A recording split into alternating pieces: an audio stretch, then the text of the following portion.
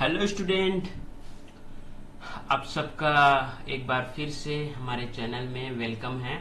और आप सबके लिए फिर एक नया वीडियो लेकर आए हैं केमिस्ट्री का, रसायन का, क्योंकि काफ़ी सारे वैकेंसी हमें अभी अपकमिंग में देखने को मिल रहे हैं। काफ़ी सारे एग्जाम है जिसका डेट्स आ गए हैं, जैसे कि मत्स्य निरीक्षक है और लैब टेक्नीशियन है, प्रयोगशाला प्रचारक है, हॉस्टल वार्डन है, RI है, पटवारी है, ADO है, शिक्षक भर्ती है, काफ़ी सारे भर्ती है। उन सब की तैयारी के लिए हमने आप सबके लिए लाया है केमिस्ट्री के एक पार्ट टॉपिक जिसका नाम है अम्ल, क्षार एवं लवण। ठीक है, तो इसके बारे में आज विस्तार से पढ़ेंगे। तो आप भी अगर चैनल पे नए हैं तो चैनल को सब्सक्राइब कर ले, वीडियो को लाइक कर ले और वीडियो में बने रहें शुरू से लेकर अंत तक बिना स्किप किए। चलो तो अब स्टार्ट करते हैं। हमारा जो आज का सेशन है वो स्टार्ट करेंगे। तो ये है हमारा अम्ल और क्षार, ठीक है, लवण, ठीक है। तो इसके बारे में विस्तार से पढ़ेंगे। केमिस्ट्री का ये जो बहुत ज्यादा इंपॉर्टेंट पार्ट है हमारा, ठीक है। पहला है हमारा अम्ल, एसिड। तो अम्ल होता क्या चीज है उसके बारे में अच्छे से समझेंगे। तो अम्ल वे पदार्थ होते हैं, सुनिए, अम्ल क्या है, तो व्हाट इज एसिड या फिर अम्ल क्या है। तो अम्ल वे पदार्थ होते हैं जो कि जली विलयन स्वाद में खट्टा होता है तथा धातु से अभिक्रिया कर हाइड्रोजन गैस मुक्त करता है, ठीक है। उसका जली विलयन क्या होता है, स्वाद में खट्टा होता है, ठीक है।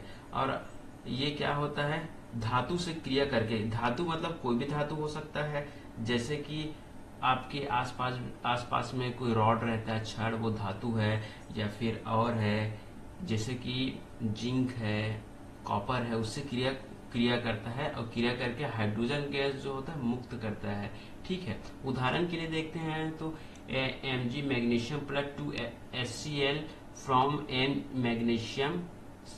मैग्नीशियम क्लोराइड प्लस H2, ठीक है। तो यहाँ पे आप देख सकते हैं कि हाइड्रोजन गैस यहाँ पे मुक्त हो रहा है, ठीक है, मैग्नीशियम क्लोराइड प्लस H2, ठीक है। तो यहाँ पे हाइड्रोजन गैस मुक्त हो रहा है। अब अम्ल के गुण क्या क्या होते हैं, ठीक है। अम्ल स्वाद में खट्टे होते हैं, ठीक है, अम्ल के गुण, ठीक है। प्रॉपर्टीज ऑफ एसिड, अम्ल के गुण की अम्ल स्वाद में खट्टे होते हैं। स्वाद में खट्टे कैसे होते हैं, देखो, अम्ल खट्टे ऐसे रहते हैं, इमली का जो टेस्ट होता है खट्टा रहता है, दही का टेस्ट होता है खट्टा रहता है, नींबू का टेस्ट रहता है खट्टा रहता है, ऑरेंज का जो टेस्ट रहता है खट्टे रहता है। तो ये सब क्या है, एसिड में आएंगे, ठीक है। अब अम्ल नीले लिटमस पेपर को लाल कर देता है, ठीक है। नीला जो लिटमस पेपर होता है अगर उसको अम्ल में डुबोया जाए या अम्ल को उसमें छींटा मारा जाए तो उसको लाल कर देता है, ठीक है। क्या, एसिड, नीले लिटमस पेपर को। अब भस्म, सार प्रतिक्रिया करके लवण और जल बनाता है, ठीक है। क्या करता है, भस्म से प्रतिक्रिया करके लवण और जल बनाता है। अब अच्छे एवं प्रबल अम्ल विद्युत के सुचालक होते हैं, ठीक है। सुनिए बात, अच्छे और प्रबल अम्ल, गुड एंड स्ट्रॉन्ग एसिड जो है इलेक्ट्रिसिटी का कंडक्टर होता है, सुचालक होते हैं। अगला है अम्लों का जलीय विलयन विद्युत का संचालन करता है, ठीक है। अम्ल का जलीय विलयन है विद्युत का क्या करता है, संचालन करता है। देखिए कई बार फिजिक्स में आप लोगों ने एक एक्सपेरिमेंट किया होगा कि वाटर के अंदर भी क्या रहता है, इलेक्ट्रिसिटी ट्रेवल करता है, ठीक है, इलेक्ट्रॉन ट्रेवल करते हैं। अगला है अम्ल वह पदार्थ है जो जल में घुलकर हाइड्रोजन आयन देता है, ठीक है। सभी पढ़े हो एसिड और बेस, जिसमें अम्ल क्या करता है, वह पदार्थ है जो जल में घुलने के बाद हाइड्रोजन आयन देता है, H+ देता है, ठीक है।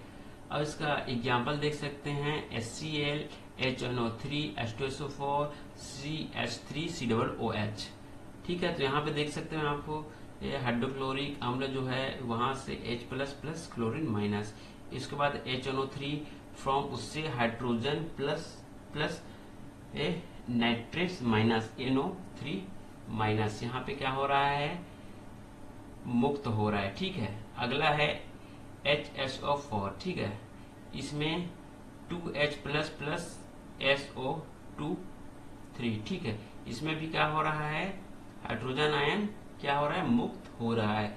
आप देख सकते हैं। अब कुछ अम्ल विषैले होते हैं, ठीक है। विषैले कैसे होते हैं, जैसे कि इसका एग्जाम्पल कार्बोनिक अम्ल विषैले होते हैं और हानिकारक होते हैं, ठीक है। कुछ अम्ल हानिकारक होते हैं, यहाँ पर और है हानिकारक, जैसे कि सल्फ्यूरिक एसिड और हाइड्रोक्लोरिक एसिड H2SO4 और HCl, ठीक है, ये हानिकारक होते हैं। कुछ अम्लों विस्फोटक होते हैं, नाइट्रिक एसिड, नाइट्रिक एसिड क्या होता है, विस्फोटक होते हैं, जैसे हम किसी क्रिया कराएंगे तो एकदम लाइट की स्पीड से वो क्या करता है, विस्फोट करता है। आगे देखते हैं, कुछ प्राकृतिक पदार्थों में पाए जाने वाले अम्ल, ठीक है, ऐसे कौन कौन से प्राकृतिक पदार्थ है जिसमें एसिड पाया जाता है, अम्ल उपस्थित होता है, तो उसका नाम है, पहला देखिए प्राकृतिक पदार्थ है नींबू, ठीक है, पहले देखिए पदार्थ का नाम, उसके बाद उपस्थित अम्ल, तो पहला है नींबू, संतरा, उसमें सिट्रिक अम्ल पाया जाता है। अगला है सिरका, सिरका में एस्टिक अम्ल पाया जाता है, और टमाटर में ऑक्जेलिक अम्ल पाया जाता है, दही में लैक्टिक अम्ल पाया जाता है, ठीक है। स्टूडेंट इसको अच्छे से याद कर लेना, क्योंकि बहुत ज्यादा मोस्ट इम्पोर्टेंट है। आप दुनिया भर के किसी प्रकार के एग्जाम दे ले, चाहे सेंट्रल गवर्नमेंट को या फिर स्टेट गवर्नमेंट को, आपको साइंस हर पोजीशन में आएगा, और साइंस में केमिस्ट्री एड होगा, और दही, टमाटर, सिरका, नींबू, संतरा का जिसका पीएच मान और एसिड की मात्रा, ये सभी पूछा जाता है। तो this is very important question, आपको अच्छे से इसको पढ़ना है और समझना है, ठीक है। अगला है इमली, इमली में उपस्थित अम्ल है टार्टरिक अम्ल, चींटी का डंक, चींटी डंक मारता है तो बहुत ज्यादा दर्द होता है ना, तो इसमें मेथनाइक अम्ल पाया जाता है, ठीक है। टमाटर में ऑक्जेलिक अम्ल पाया जाता है, नेटल का डंक में मेथनोइक अम्ल पाया जाता है, जैसे कि ये चींटी में पाया जाता है, वही नेटल का डंक में भी मेथनोइक अम्ल पाया जाता है। अगला है सेब में मौलिक अम्ल पाया जाता है, ठीक है, सेब सभी खाए हो सेब। अगला चाय, चाय में टेनिन अम्ल पाया जाता है, चाय, ठीक है, जो आप सभी लोग पीते हो सुबह, उसमें टेनिन अम्ल पाया जाता है। विटामिन सी एस्कॉर्बिक अम्ल पाया जाता है, विटामिन सी का स्रोत जैसे कि नींबू है और है, इसके साथ साथ आंवला है, ठीक है। अगला है लाल चींटी, रेड चींटी में फार्मिक अम्ल पाया जाता है, रेड चींटी जब काटता है उस जगह में बहुत ज्यादा जलन होने लगता है, ठीक है। अमाशा है, अमाशा में हाइड्रोक्लोरिक अम्ल पाए जाते हैं, HCl, ठीक है, सभी जितने भी ह्यूमन हैं जिसका स्टोमक है उसमें अमाशा में HCl पाया जाता है। आप सभी ने गौर किया होगा, जब भी हम भोजन करते हैं तो वो जाता है तो अमाशा में जितने प्रकार बैक्टीरिया वगैरह हैं वो मर जाते हैं, क्योंकि वो क्या कर देता है, उसको मार डालता है, क्योंकि HCl में वो जिंदा नहीं रह पाता। अगला है भस्म यानी क्षार, भस्म क्या होता है उसके बारे में जानते हैं। तो भस्म वह पदार्थ होता है जिसका जली विलयन स्वाद में कड़वा होता है, ठीक है, स्वाद में कड़वा होता है तथा जल के साथ घुलकर हाइड्रोक्साइड आयन देता है, ठीक है। भस्म क्या रहता है, इसका जली विलयन स्वाद में कड़वा रहता है, कड़वा जैसे आपका एग्जाम्पल फॉर, जब आप मेडिसिन खाते हैं बीमार पड़ जाते हैं तो उसका स्वाद कड़वा रहता है, जिस करेले की सब्जी खाते हैं तो उसका स्वाद भी रहता है, कड़वा रहता है। तो आप समझ सकते हैं भस्म का जली विलयन जो रहता है स्वाद में कड़वा होता है, तथा जल के साथ घुलकर, जब वो जल के साथ विलीन हो जाता है, घुल जाता है, तब हाइड्रोक्साइड आयन देता है। इसका एग्जाम्पल देखिए, sodium hydroxide NaOH from sodium plus plus ON minus, यहाँ पे क्या दे रहा है, आयन दे रहा है, ठीक है, हाइड्रोक्साइड। अब क्षार के गुण देखते हैं, क्षार के गुण क्या क्या है, प्रॉपर्टीज ऑफ बेस। तो भस्म स्वाद में कड़वा होता है, ठीक है, पहले ही पता है भस्म स्वाद में कड़वा, तथा अम्ल को उदासीन कर लवण बनाता है, ठीक है, एसिड को उदासीन कर, उदासीन मतलब होता है न्यूट्रल, ना तो वो खट्टा रहता है और ना ही वो मीठा रहता है, ठीक है, उदासीन कर उसको लवण बनाता है। अगला है, ठीक है, यहाँ पे एग्जाम्पल देख सकते हो, HCl plus NaOH from NaCl plus H2O, ठीक है, हाइड्रोक्लोरिक अम्ल plus sodium hydroxide from sodium chloride plus H2O, जिसका जल का फॉर्मूला है लास्ट। अगला है, कुछ भस्म विषैले होते हैं, और कौन सा भस्म विषैले होते हैं, जहां पर देख सकते हैं कैल्शियम हाइड्रोक्साइड CaOH2 और बेरिलियम BaOH2, ठीक है, ये क्या होता है, विषैले भस्म होते हैं, ठीक है, ये विषैले भस्म होते हैं। अब कुछ भस्म तीव्र नाशक होते हैं जो चमड़े को जला देते हैं, ठीक है, देखिए इसके कैपेसिटी आप देख सकते हैं, कुछ भस्म तीव्र नाशक होते हैं चमड़े तक को जला देते हैं, जैसे कि NaOH, सोडियम हाइड्रोक्साइड और पोटेशियम हाइड्रोक्साइड, ठीक है। ये लाल लिटमस पेपर को नीला कर देता है, ठीक है, हमने एसिड में पढ़ा था क्या कि वो इसके जस्ट अपोजिट करता था, ये लाल लिटमस पेपर को नीला करता है वो, और जो अम्ल क्या करता है वो नीला लिटमस पेपर को लाल कर देता था। ठीक है, तो उसमें इसमें डिफरेंस यही है। ठीक है, अगला है अम्ल तथा भस्म को पता लगाने के लिए सूचक के प्रकार, द टाइप्स ऑफ सूचक इंफॉर्मेशन। ठीक है, क्या क्या होते हैं? पहला है प्राकृतिक सूचक, नेचुरल सूचक। ठीक है, ये सूचक जो पौधों या प्राकृतिक स्रोत से प्राप्त किए जाते हैं उसे प्राकृतिक सूचक कहते हैं। ठीक है, इसका डेफिनेशन उसे प्राकृतिक सूचक कहते हैं। अब इसका उदाहरण क्या क्या है? तो उदाहरण पहला है लिटमस पेपर। लिटमस पेपर प्राकृतिक सूचक है जो थैलोफाइट वर्ग के लाइकेन पौधे से निकाला जाता है। लाइकेन पौधा बहुत ही वो विशिष्ट पौधों में से है, क्योंकि आप जब ये साइंस में बोटनी पढ़ेंगे उसका क्लासिफिकेशन होता है प्लांट में, उसमें लाइकेन के बारे में अच्छी खासी से उसमें स्टडी किया गया है। अब जो गुलाबी रंग का उदासीन अर्क होता है, ठीक है, फिल्टर पेपर के टुकड़े को लिटमस के अम्लीय तथा क्षारीय विलयन में डालकर सुखा लिया जाता है, जिसमें लाल लिटमस पेपर को नीला कर देता है, भस्म तथा नीला लिटमस पेपर को लाल कर देता है, अम्ल कहते हैं। ठीक है, जैसे कि हमने पहले बताया है, नीला लिटमस पेपर को लाल कर देता है वो अम्ल कहते हैं। दूसरा है हल्दी, ये भी नेचुरल प्राकृतिक सूचक है। अम्लीय विलयन डालने पर विलयन को पीला कर देता है। ठीक है, अम्ल का जब विलयन डालते हैं तो विलयन को क्या कर देता है? पीला कर देता है, तथा क्षारीय विलयन को लाल भूरा कर देता है। ठीक है, उसको लाल या भूरा कलर के कर देता है। तीसरा है चुकंदर, अम्लीय विलयन को लाल बैंगनी कर देता है। ठीक है, एसिड जो विलयन होता है उसको रेड और ये पर्पल कलर में कर देता है। ठीक है, वायलेट बैंगनी कर देता है, तथा क्षारीय विलयन को पीला येलो करके रख देता है।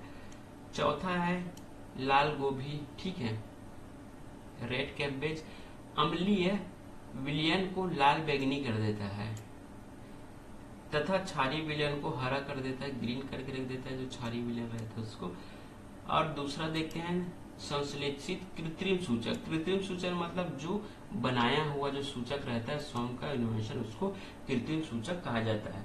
वे सूचक जो रासायनिक रूप से तैयार किए जाते हैं उसे संश्लेषित सूचक कहते हैं। उदाहरण इसका मेथिल ऑरेंज। ठीक है, अम्लीय माध्यम में मेथिल ऑरेंज लाल दिखाई देता है तथा क्षारीय माध्यम में पीला दिखाई देता है। ठीक है, अम्लीय में लाल तथा क्षारीय में पीला दिखाई देता है। फिनाप्थेलिन। ठीक है, फिनाप्थेलिन एक संश्लेषित सूचक है। अम्लीय विलयन में डालने पर विलयन रंगहीन हो जाता है। ठीक है, याद रखिए अम्लीय विलयन में इसको डालते हैं तो उसका जो कलर जो होता है कलरहीन हो जाता है, जिसको बोलते हैं कलरलेस या फिर रंगहीन हो जाता है। तथा क्षारीय विलयन में डालने पर यह गुलाबी हो जाता है, जस्ट लाइक पिंक कलर। आगे देखते हैं, अगला है गंध सूचक। गंध सूचक विशिष्ट गंध द्वारा अम्ल व क्षार को पहचानने में प्रयुक्त होने वाले सूचक गंध सूचक कहलाते हैं। ठीक है, गंध सूचक जिसे विशिष्ट, उसमें विशिष्ट प्रकार के गंध होता है। ठीक है, जिससे हम उसको पहचान सकते हैं। इनकी गंध अम्लीय व क्षार के माध्यम में परिवर्तित हो सकता है। अम्लीय एसिड में भी और क्षार में भी इसका जो गंध है वो कन्वर्ट हो सकता है, चेंज हो सकता है। इसका उदाहरण है एग्जाम्पल वेनिला, प्याज, लौंग आदि। कैसे? जब आप प्याज काटते हैं तो या फिर प्याज काटते हैं उसका सुगंध पता चल जाता है, या फिर कोई इंसान मुंह में प्याज खाया रहता है, स्मेल करता है, हम पहचान जाते हैं कि वो प्याज खाया हुआ है। ठीक है, उसका गंध से हम पता लगा लेते हैं। लौंग का भी स्मेल बहुत ही तीव्र होता है, जिसे हम पहचान लेते हैं कि हाँ लौंग खाया है, या फिर लौंग का भी टेस्ट हमें पता चल जाता है।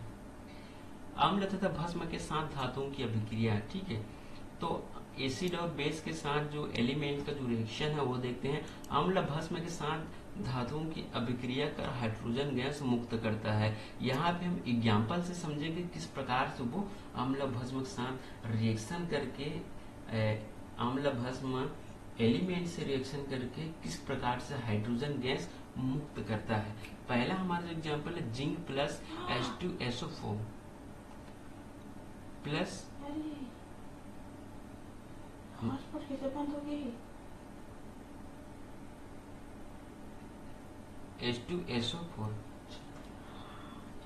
H2SO4 from zinc sulphate. ठीक है, जिंक प्लस H2SO4 से क्या बना हमारा जिंक सल्फेट प्लस हाइड्रोजन क्या हो रहा है, यहाँ पे गैस मुक्त हो रहा है, ठीक है, तभी बना हमें जिंक सल्फेट। उसके बाद है जिंक प्लस 2 सोडियम हाइड्रोक्साइड, ठीक है, फ्रॉम क्या बना Na2 zinc O2 plus H2, यहाँ पे भी क्या हो रहा है, हमारा हाइड्रोजन मुक्त हो रहा है। अब देखते हैं धातु के कार्बोनेट एक बाइकार्बोनेट से अम्लों की अभिक्रिया। धातु के कार्बोनेट एवं बाइकार्बोनेट अम्लों के साथ अभिक्रिया करके लवण, जल एवं कार्बन डाइऑक्साइड बनाते हैं।